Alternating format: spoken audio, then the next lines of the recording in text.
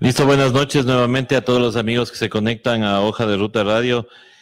Muchas gracias por estar ahí en Facebook Live y también en www.hojaderuta.org. Vamos a la segunda parte del análisis semanal con el doctor Augusto Tandazo y vamos a tratar otros temas, bueno, relacionados con el tema de la ministra de Gobierno, que se presentó una solicitud de juicio político, el cual estaba representado por los asambleístas Roberto Gómez, Lourdes Cuesta y Amapola Naranjo.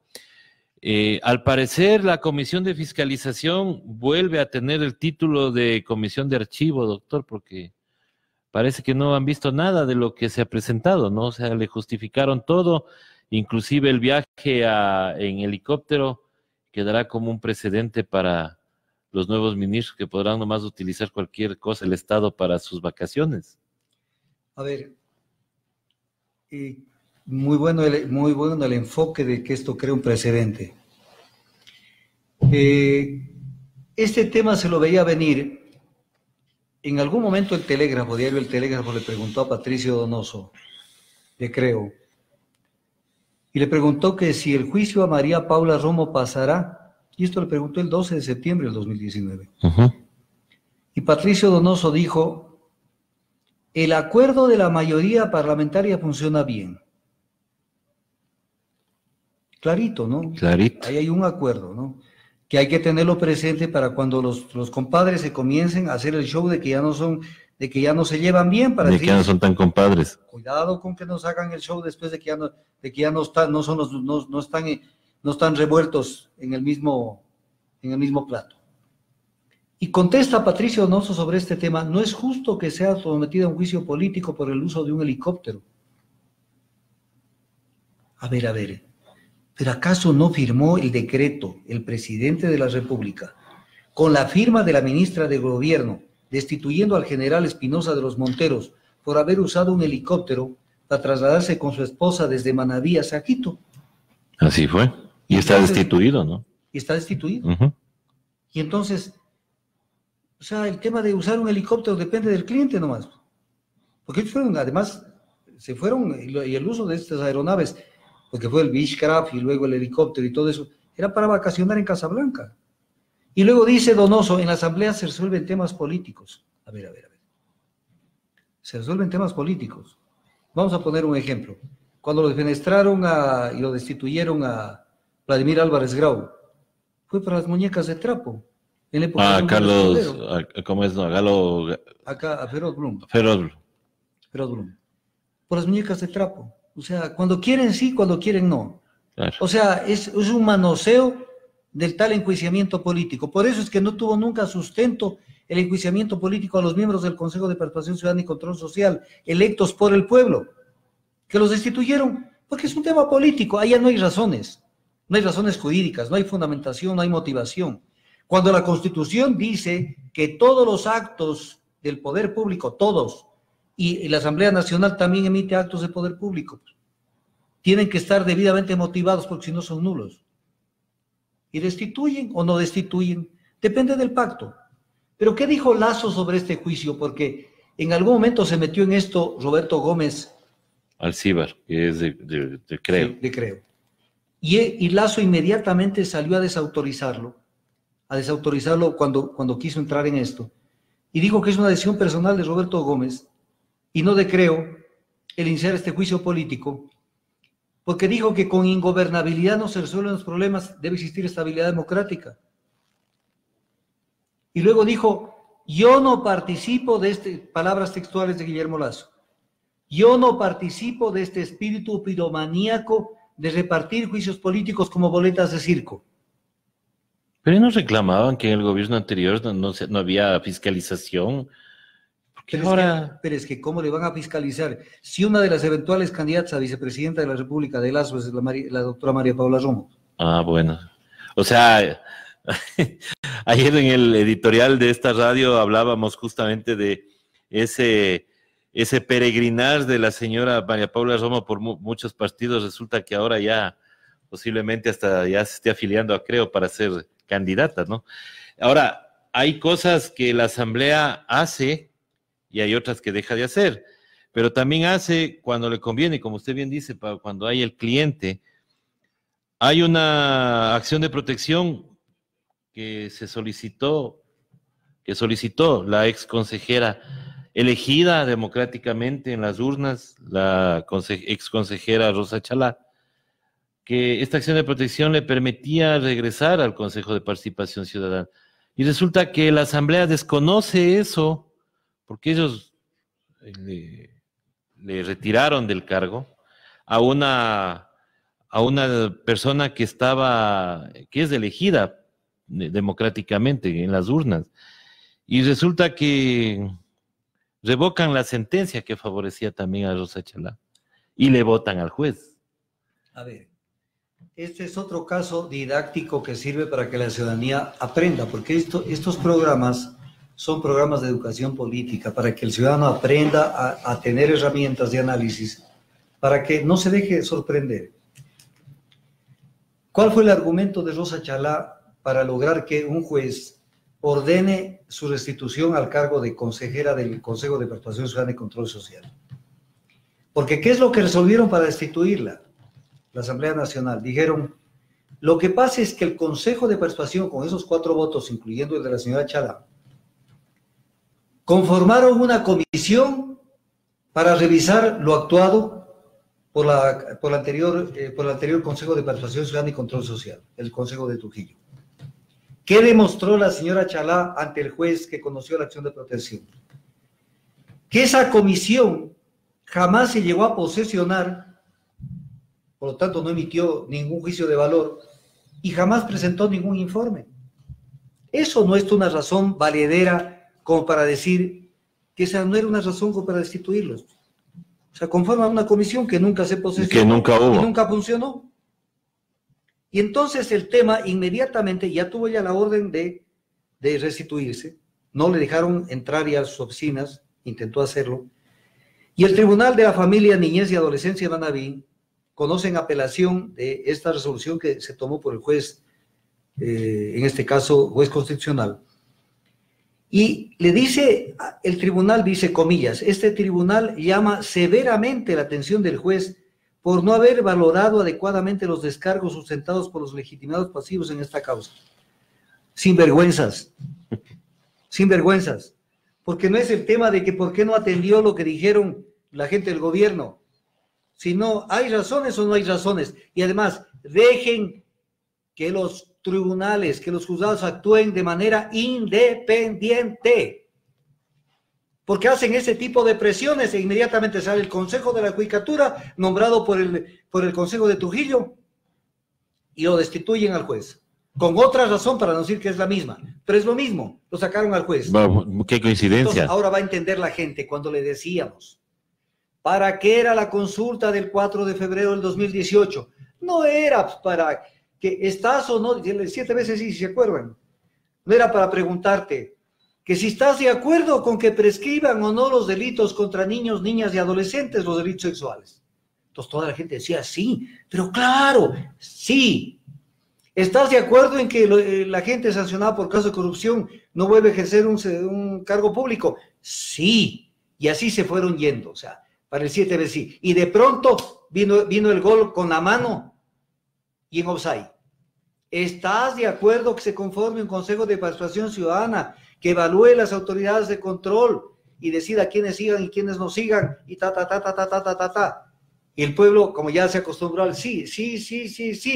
Entró Trujillo, desbarató la Corte Constitucional anterior, desbarató el Consejo de la Judicatura, nombró el Contralor, lo ratificó al Contralor que quiso, nombró la fiscal que quiso, nombró los defensores públicos, los superintendentes que quiso, y a través del Consejo de la Judicatura controlan las Cortes. Entonces, hay la posibilidad de que en una función del Estado que debe ser autónoma, que es la función jurisdiccional, ¿se pueda ejercer justicia? No, porque es un timbrazo nomás, o una orden, o si lo haces, porque la destitución del juez que falló a favor de Rosa Chalá, no es porque quieren que el juez se vaya a la casa únicamente y que vaya a purgar por el error que cometió, que a mi juicio no hay ningún error, sino que es un aviso a los demás jueces.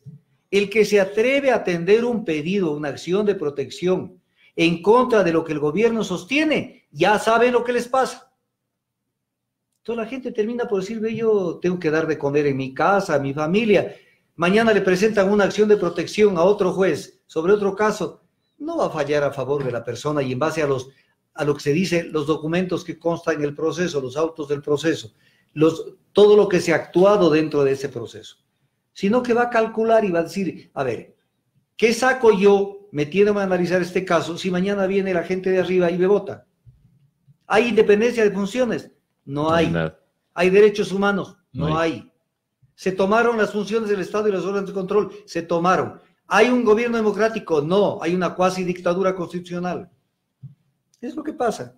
Entonces el tema es clarito, ahí está. La señora Chalá hizo una acción, fue por el camino recto, logró que le dé la razón el juez, pero el tribunal de arriba, ¿cómo va a mantenerse en el tema?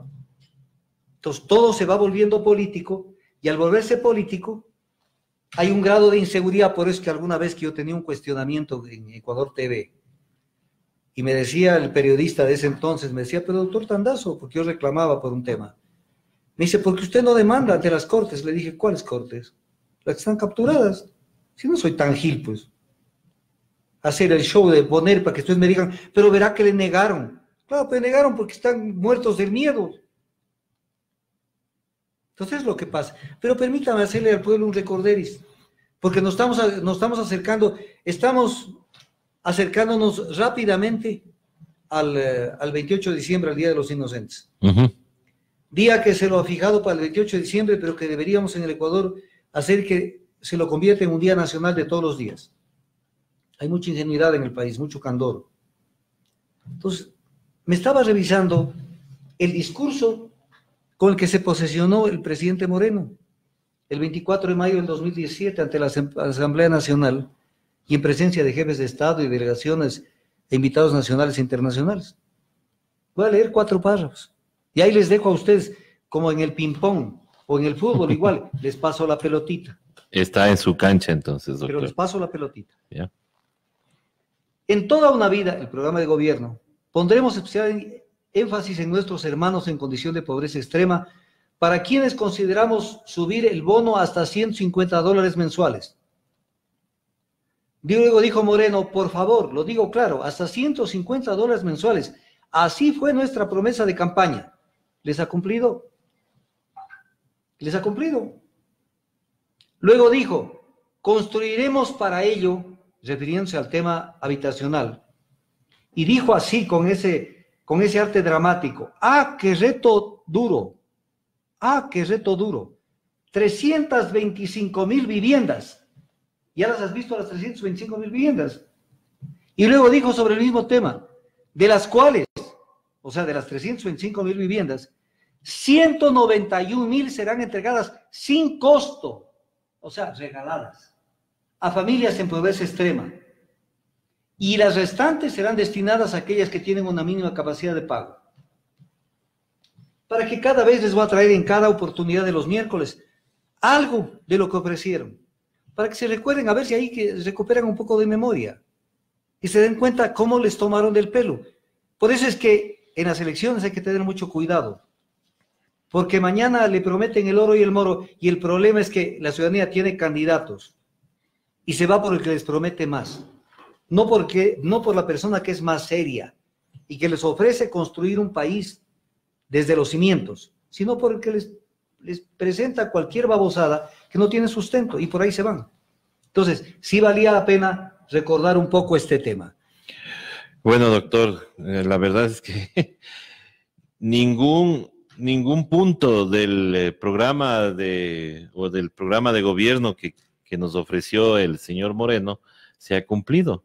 Él ha hecho todo lo que estaba en el programa de gobierno de Guillermo Lasso, porque él es el que decía todo esto, ¿no? De los impuestos, de quitar subsidios, todas esas cosas estaban en el plan de gobierno de Lasso.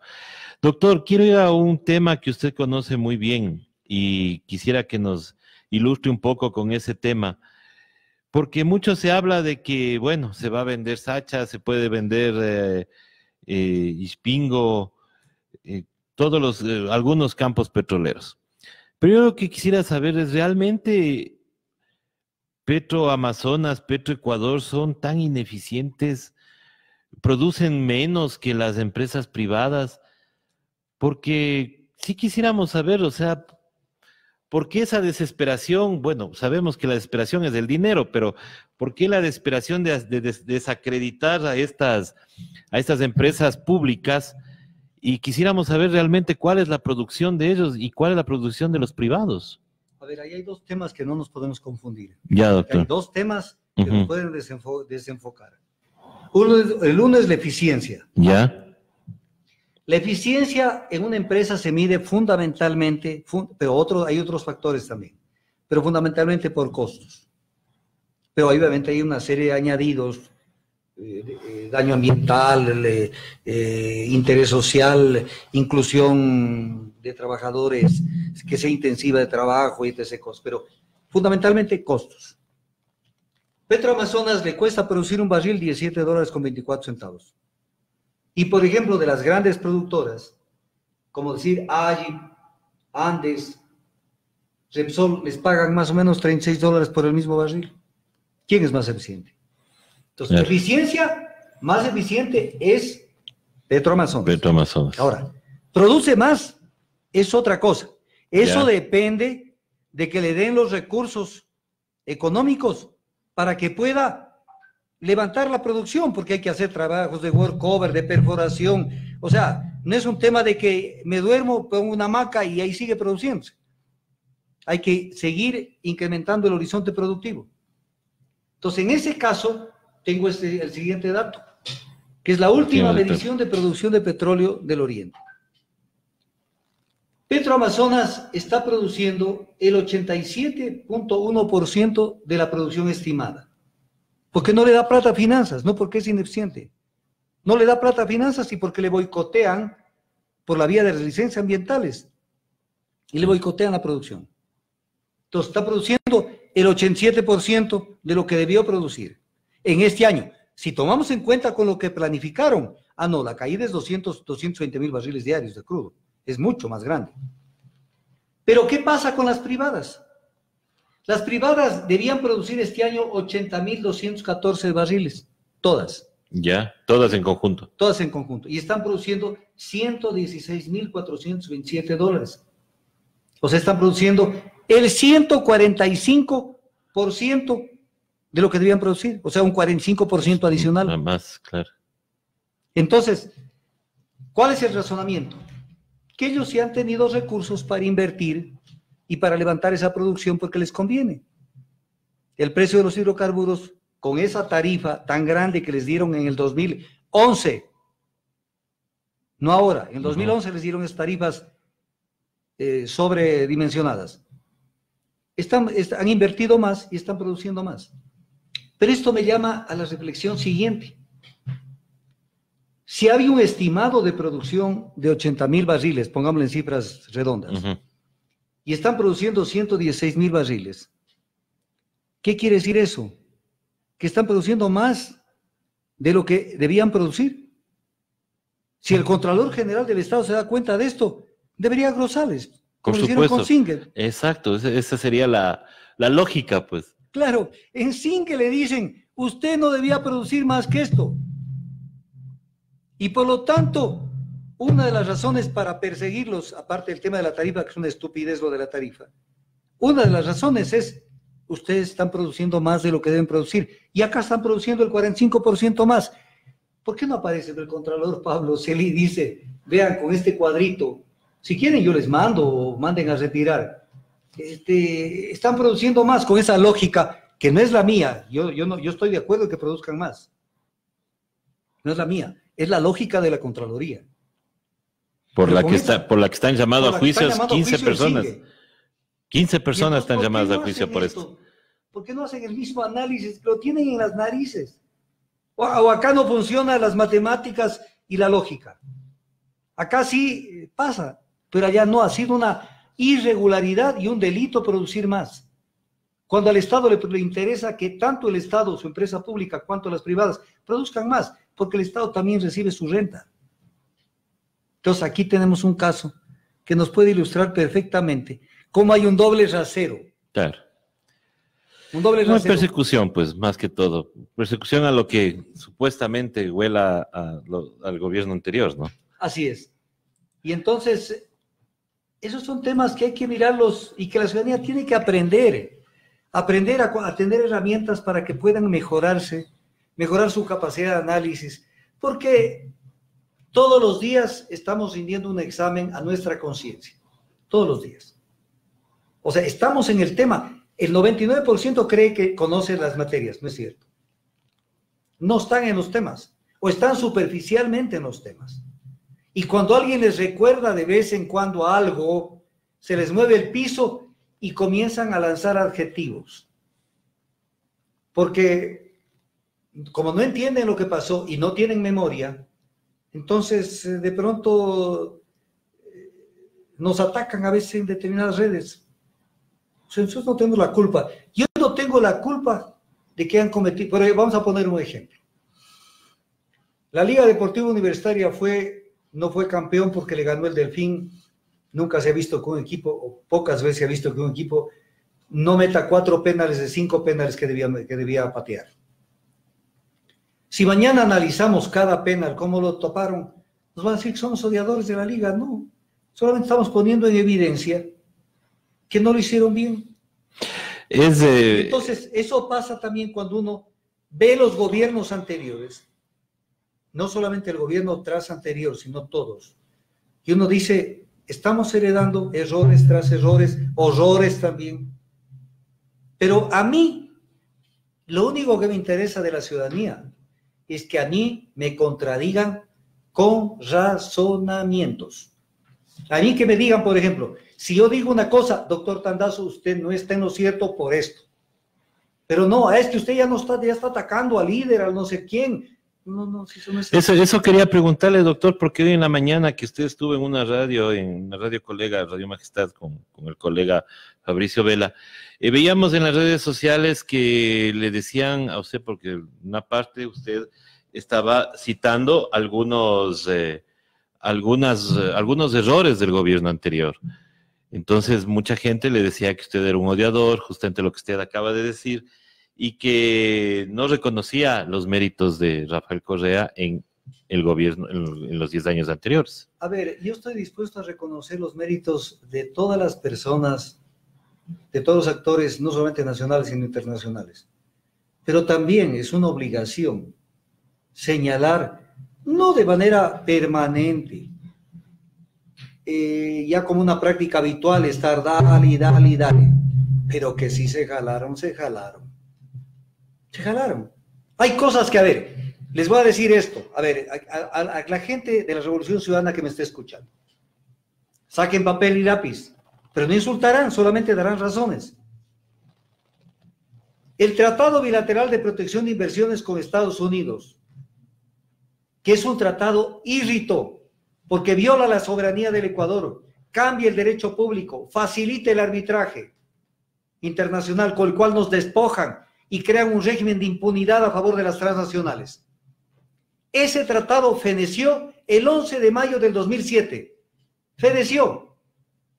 Y el tratado en el artículo 12 dice que cuando fenezca el tratado, cualquiera de las partes tiene la libertad de denunciarlo. Denunciarlo quiere decir retirarse del tratado, sin dar explicación a la otra parte, solamente una comunicación, conforme lo dice la Convención de Viena sobre el Derecho de los Tratados. ¿Qué pasó el 11 de mayo del 2007? Incluso había ya una corriente dentro de Alianza País, en donde estaba la misma ex canciller María Fernanda Espinosa, que hay que votar abajo este tratado. Mandaron a callar a Raimundo todo el mundo y hasta que entregaron el poder el 24 de mayo del 2017, ese tratado quedó vivo y sigue vivo en este gobierno.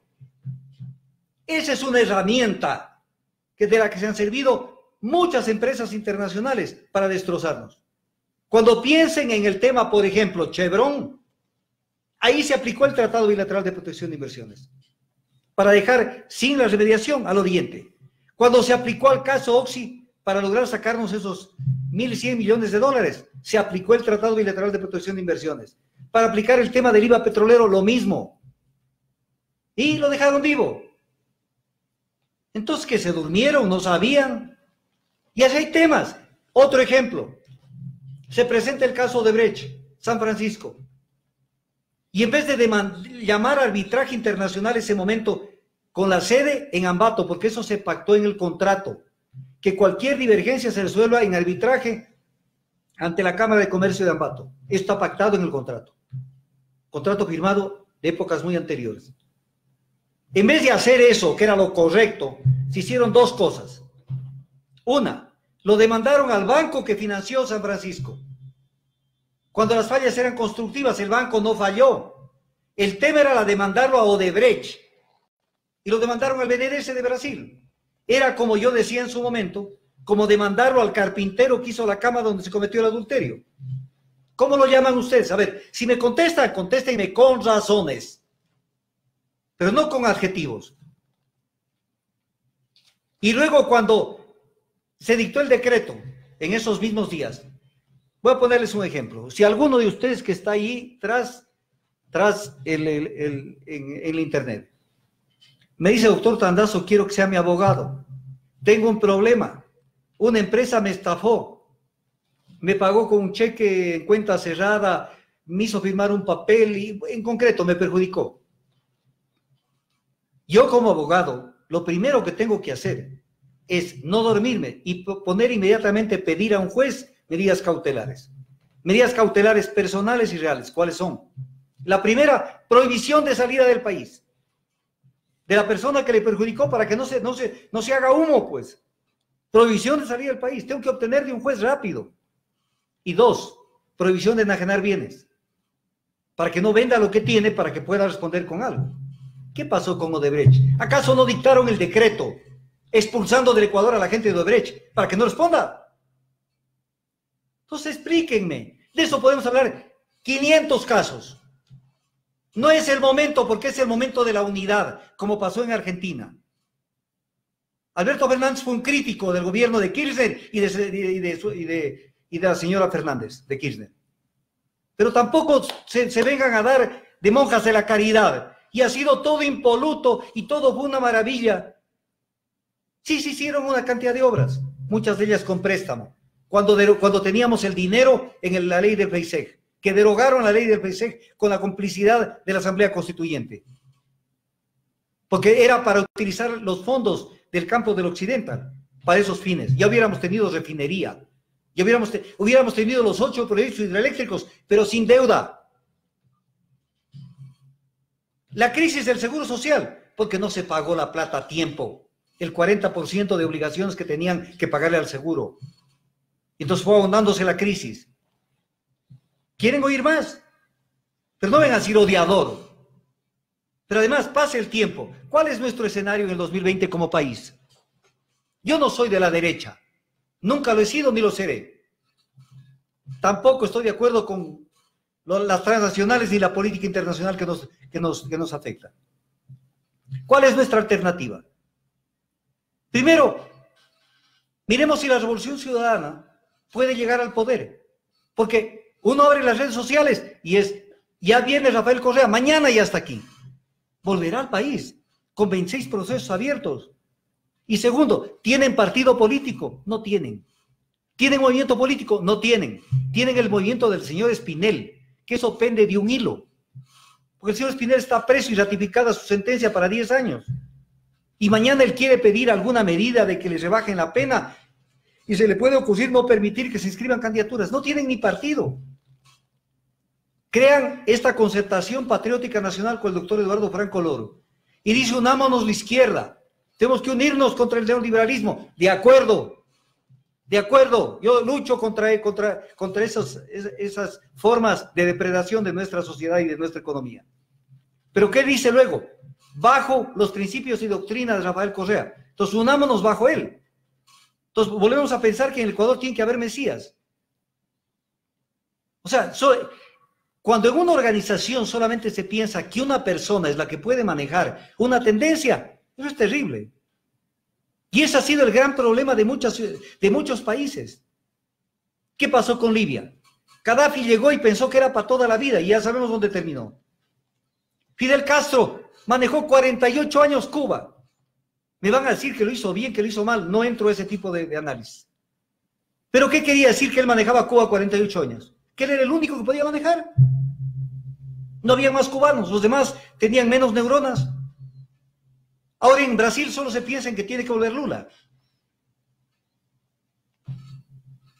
Entonces el tema es como para aterrizar, como para darse un baño de agua fría, ser sensatos y pensar. Vamos a poner un ejemplo.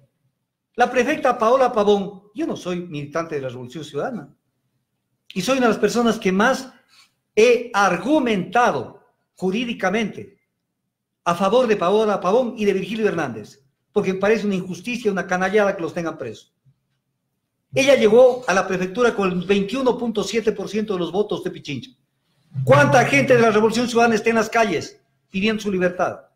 30 personas, 20 personas. Y quieren ya mañana llegar al poder, porque en Argentina ganó Alberto Fernández, creen que acá es soplar y hacer botellas.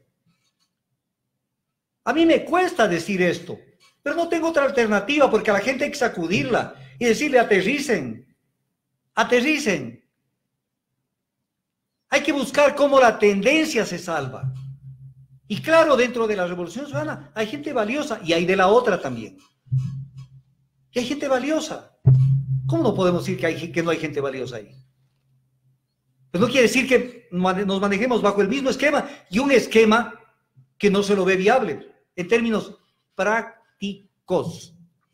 Les estoy diciendo todas las semanas, dejen de pensar en el decreto 883 que ya se derogó, porque viene algo peor que el decreto 883, la privatización de todo el sistema de refinación. Eso es peor, porque con la privatización de todo el sistema no solamente va a ser la gasolina super, la gasolina extra, la Ecopaís y el diésel, también se pondrán a precios internacionales el gas licuado de petróleo, los aerocombustibles, los asfaltos, y eso para los gobiernos autónomos descentralizados. Todo se pondrá a precios internacionales. ¿Y qué hacen ustedes? No son la primera fuerza política y la que defiende el país. ¿Dónde están? ¿Dónde están que no se ven? Entonces, no vamos a hacer una lista interminable. Voy a poner el último ejemplo sobre esto. El presidente Correa pudo haber tenido todo el derecho, y de hecho tuvo el derecho de creer en Chávez, en el presidente de Venezuela. Porque eso explicó todo lo que él hizo. Y está bien, ideológicamente creyó que estaba en lo mismo, que estaba en el mismo andarivel. Pero uno antes de asociarse para hacer un negocio, no tiene que pensar que es una persona que me cae bien, sino lo primero, oye, me plantea un amigo un negocio, ¿tendrá dinero? ¿Es solvente? Venezuela está quebrada, no ahora. Venezuela está quebrada, debe a Raimundo y todo el mundo.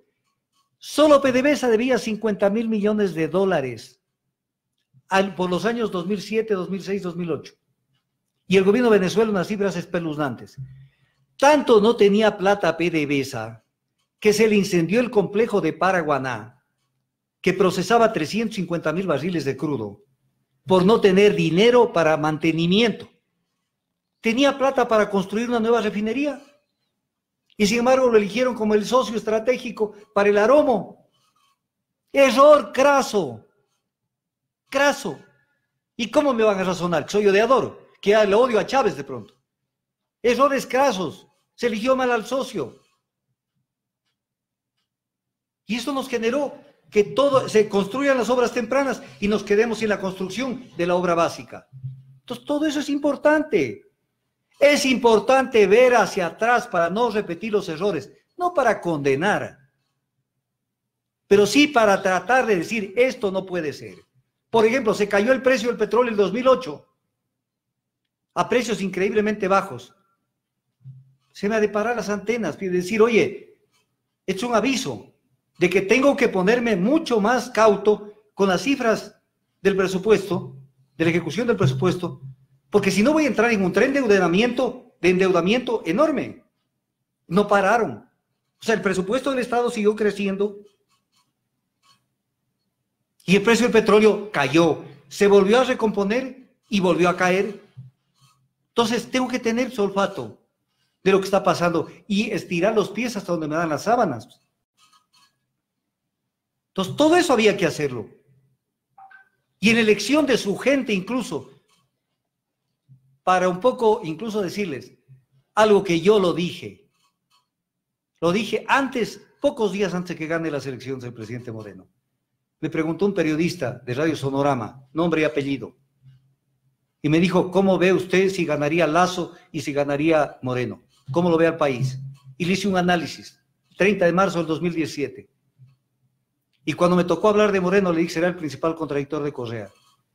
Y cuando el periodista me dijo, ¿cómo? ¿Qué está diciendo, doctor Tandazo? Seré el principal contradictor de Correa. ¿Y por qué? Porque Correa no lo conoce a Moreno. Sorry, qué culpa, qué pena. Y así nombró una cantidad de gente que hoy están felices en el grupo que se desligó y que se creó y que se alineó con Moreno. Errores, no aprendieron a conocer a la gente.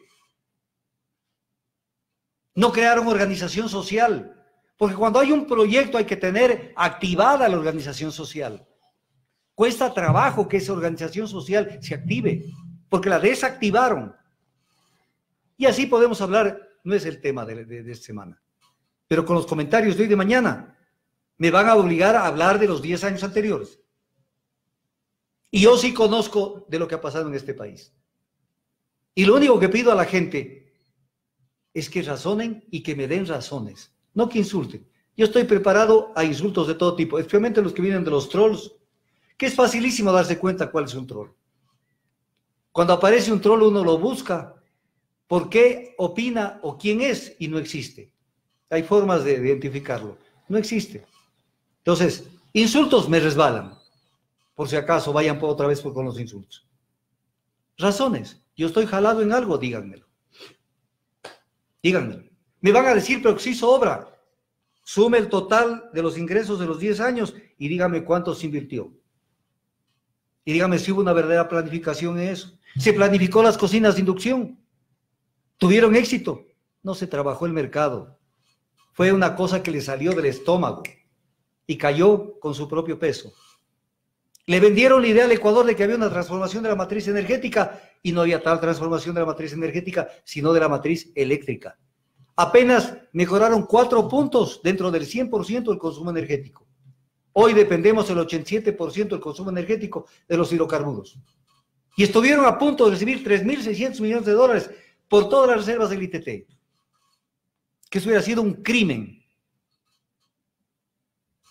La misma Constitución que dejaron aprobar, un acto de total irresponsabilidad, porque esa Constitución tiene las cosas más enrevesadas que deben corregirse en algún momento. Entonces, estamos aquí para desde ese sector, desde este sector, tratar de apuntalar una tendencia. Yo no tengo aspiraciones personales, pero tratar de apuntalar una tendencia. Pero no nos vendan la idea de que esto está facilísimo y que es nada más alzar la mano y decir que vengan. Bueno, que vengan, pero van a llegar al 2021 y no va a venir nadie. Y se le va a dar en bandeja de plata el triunfo a la derecha. Porque cuando se llama a la unidad, no es vengamos a la unidad, pero bajo la presidencia de fulano. Entonces ya no hay un llamado al diálogo. Entonces, sí es hora de que la gente, yo tengo la costumbre de decir lo que pienso. Yo sé que a más de una persona le va a incomodar. Y más de uno dicen estas babosadas. Dicen, ahí está. Y ustedes están pensando, el doctor Tandazo, él sería otro traidor. ¿Traidor a qué? ¿O a quién? ¿A qué? A mí me responden con conceptos y razonados y fundamentados. Usted no está en lo cierto porque, por ejemplo, no se expulsó del Ecuador a la gente de Odebrecht.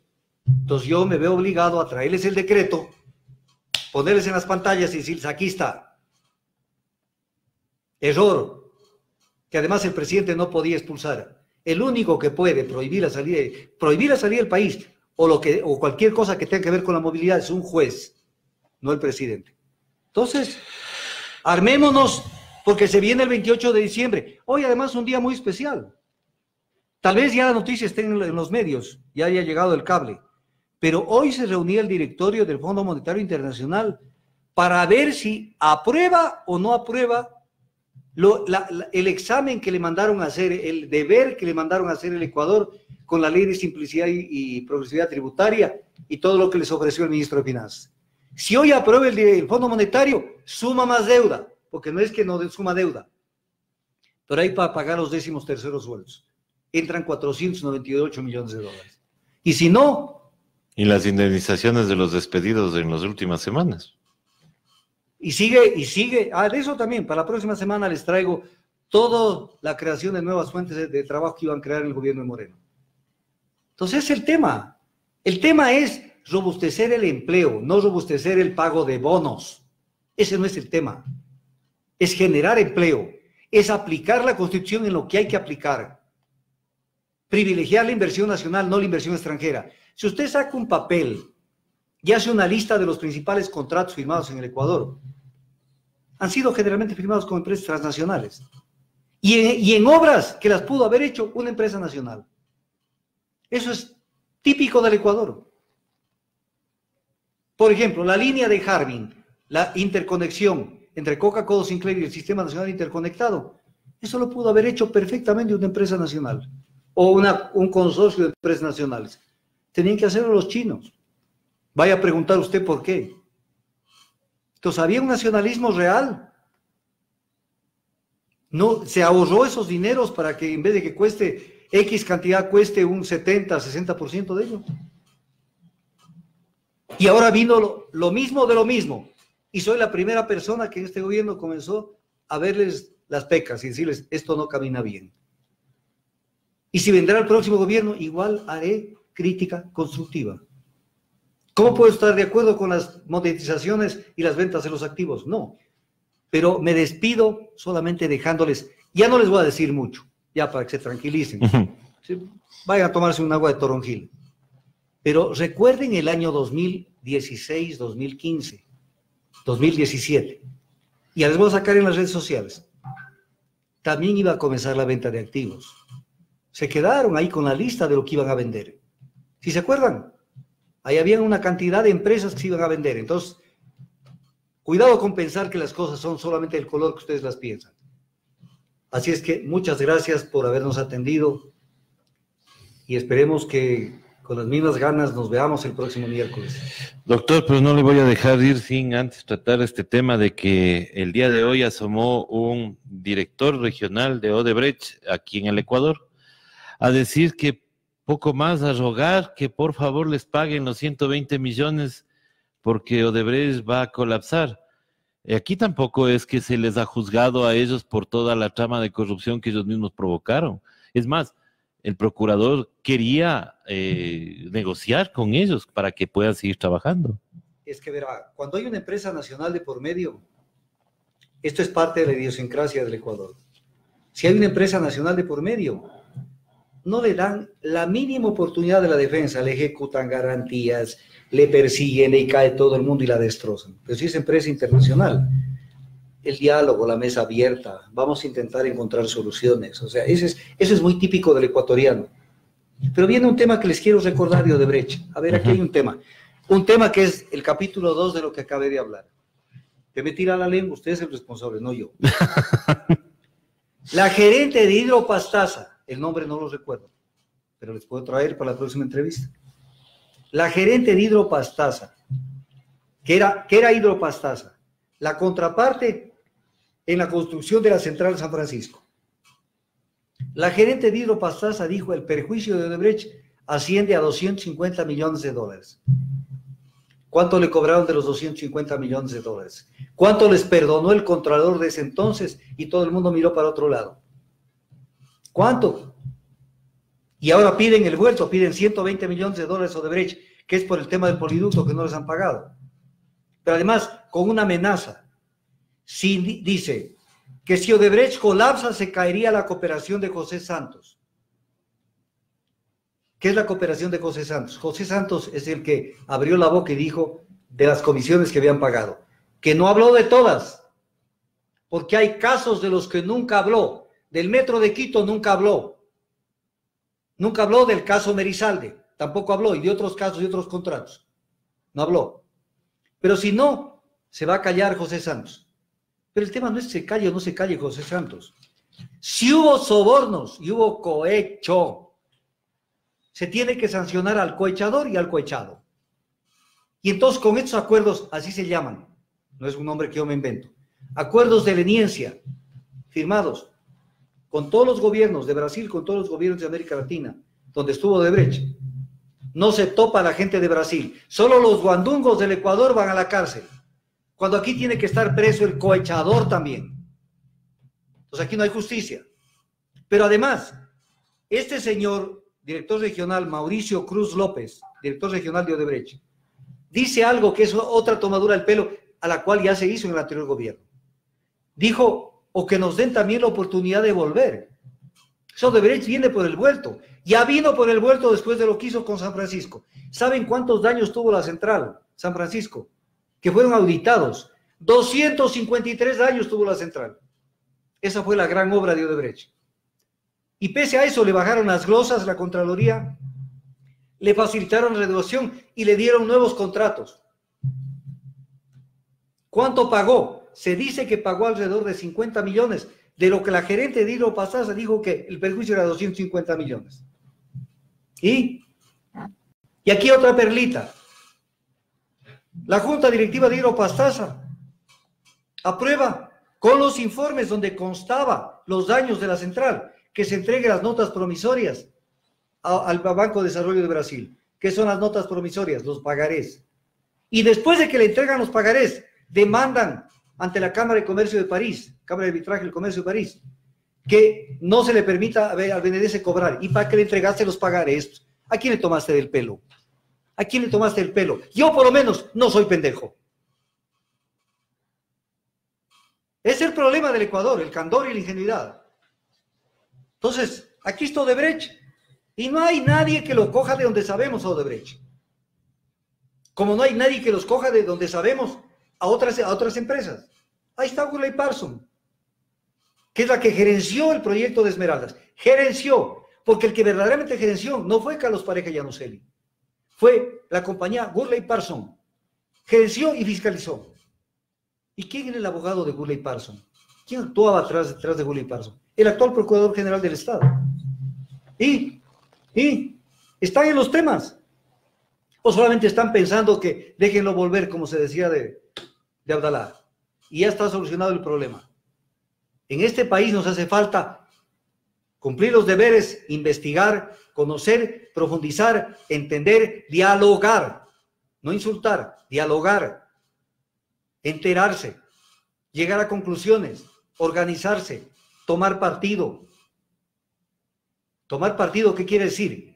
Evitar que llegue el día en que nos den los batatazos y recién ahí decir, miren, está declarado el incendio o ya se vino el diluvio. Todos los días le estamos diciendo la venta de activos y el impacto que va a tener en la economía.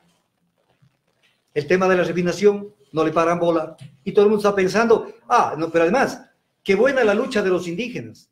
Pero sí los desinflaron la protesta. Ellos fueron los bomberos de la protesta y no lo tienen claro todavía. Entonces aquí como que se les cruzan los cables y en un determinado momento no entienden quién fue el culpable y quién no lo fue y quién facilitó esto. Entonces, pongámonos las pilas, porque el 2020 se viene duro. El 2020 se viene duro. Y se necesita tener dos cosas. No son suficientes pantalones, se necesita tener conocimiento también. Porque lo uno solo no sirve y lo otro tampoco nos sirve. El conocimiento per se no sirve si no tiene un resultado de fertilidad cuando el pueblo se empodera de sus problemas y reclama por sus soluciones. Y el reclamo sin el conocimiento nos lleva solamente al cliché. No a este gobierno hambriador. Ya, ¿qué dice eso? Nada. No dice nada. Hay que empoderarse, hay que discutir, hay que crear lo que crearon en Chile, cabildos, para discutir en cada barrio, y no para imponer una tesis, no para imponer un candidato. Discutir lo que está pasando en el Ecuador, para que la gente adquiera ciudadanía. Ciudadano es el que se duele del país. Doctor, hoy, para no jalarle más la lengua, como dice usted, Pero hoy antes de su análisis estuvo por acá Pablo Dávalos, con quien hablábamos justamente del tema de las negociaciones, del tema de la protesta. Y él reivindica el hecho de que ellos actuaron en función del país y que obviamente nunca, no es que quisieron desinflar la protesta, sino que ellos lo único que hicieron es pedir que se derogue el 883 porque era el pedido nacional, más no ellos pensaron en que tenía que caer Moreno, sino que era una de las causas posibles si es que no lo hacía. A ver, las evidencias están allí. El problema, a ver, yo tengo el mayor de los respetos para Pablo Dávalos. El problema es que Pablo Dávalos está en una situación muy delicada. Porque, a ver, los seres humanos no tenemos eso de sacar un poco de coraje y decir, sí, así fue. Pero es que a Pablo Dávalos la CONAIE lo desautorizó porque él siguió hablando y dijeron, él no es nuestro vocero y no tiene ninguna autorización para hablar en nombre de la CONAIE. Un poco como que dijeron, tú estás de más acá, que es muy típico del sector del movimiento indígena. Aquí quiero decir algo para que me entiendan. Hay un viejo chiste que dice lo siguiente, que esto me sirve para poderlo graficar. Dicen que un mudito le dice al otro, oye, ¿dónde queda la vereda de enfrente? Y le dice, allá. Y dice, ¿cómo de allá me dicen que es acá? La xenofobia y otro tipo de manifestaciones son caminos de dos vías. Cuando alguien dice, yo soy indígena, está de alguna manera negando a la otra persona. Y no se dan cuenta que son mestizos. Son mestizos. Los mismos indígenas son mestizos. Y mestizos incluso con sangre castiza. Isa no es un apellido indígena, como no lo es Vargas, como no lo es Pérez, Yacu Pérez Guartambel, Pérez. ¿De qué indigenado hablan? Pero cuando ellos se empoderan de eso, están negando al otro lado. Pero, ¿acaso no vieron los twitters de Salvador Quispe y de todos ellos que decían que acudamos al llamado del gobierno a dialogar para no darle un triunfo al correísmo? ¿Quién estaba en las calles? No necesariamente el correísmo, estaba gente del correísmo, y obvio que, ¿por qué no tienen derecho a estar? Son ciudadanos, y son un importante número de ciudadanos del país. Pero para los indígenas, cuidado se me roben el show, yo voy, entrego la vaina, y conmigo hablan. ¿Por qué no hay un indígena preso? ¿Por qué Paola Pavón está presa?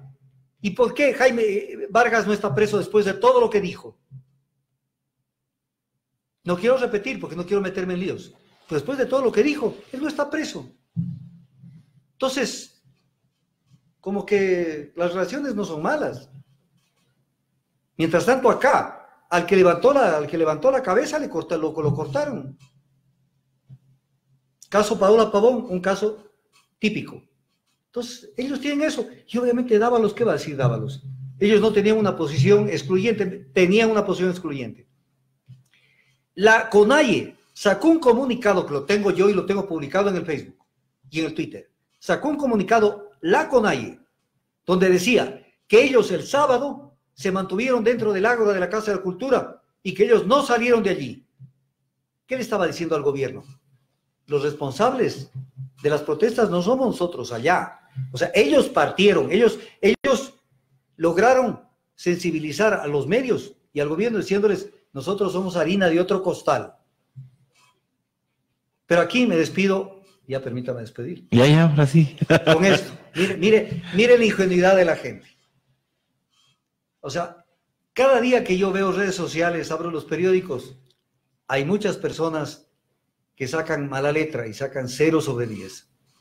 0, ni siquiera 1, 0, Serapio.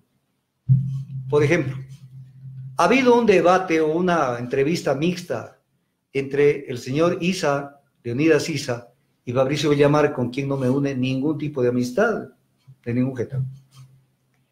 Y toda la gente de redes sociales, o buena parte de la gente, dicen, qué paliza que le dio Isa. ¿Qué es lo que dijo Isa? ¿Qué me pueden reclamar a mí si nosotros somos los pueblos ancestrales y estamos aquí 12,000 años de historia? Y la gente en las redes dice, qué paliza. Y es cierto, dicen, aquí estaban 12,000 años. te quisiera dejar a la ciudadanía como tarea que lo investiguen para que el otro miércoles opinen. Pero de una vez les voy a dar la contestación. Aquí hubo una conquista incaica. Cuando llegan los españoles, se encuentran con un pueblo que había conquistado a otros pueblos y que había traído pueblos, mitimaes, para facilitar la conquista y los asentó donde estaban asentados los pueblos originarios. Y entre esos pueblos trasplantados del centro del imperio del Tahuantinsuyo están los panzaleos. Y Leonidas Issa pertenece a la etnia panzaleo. Por lo tanto, su etnia vino muy poquísimos años antes que los españoles. No estaba 12.000 años. Todos los que pusieron que la paliza que le dio a Bernabéicio Villamar fue excelente, sacaron 0/10. Hasta el otro miércoles. Muchísimas gracias al doctor Augusto Tandazo por este análisis. Muchos comparten, muchos no comparten, pero ahí está, es para el debate. Como bien tenemos acá en nuestro medio de comunicación, darle la voz a todos. Así que más antecitos estuvo Pablo Dávalos, ahora está el doctor Augusto Tandazo. Saquen ustedes sus conclusiones. Ese es el deber del ciudadano, y también el deber del ciudadano es no dejarse ver la cara cuando los medios de comunicación tratan de dirigirles la opinión. Muchísimas gracias, hasta el día de mañana, donde estaremos con más entrevistas aquí en Hoja de Ruta, en nuestro programa Otras Voces. Hasta mañana.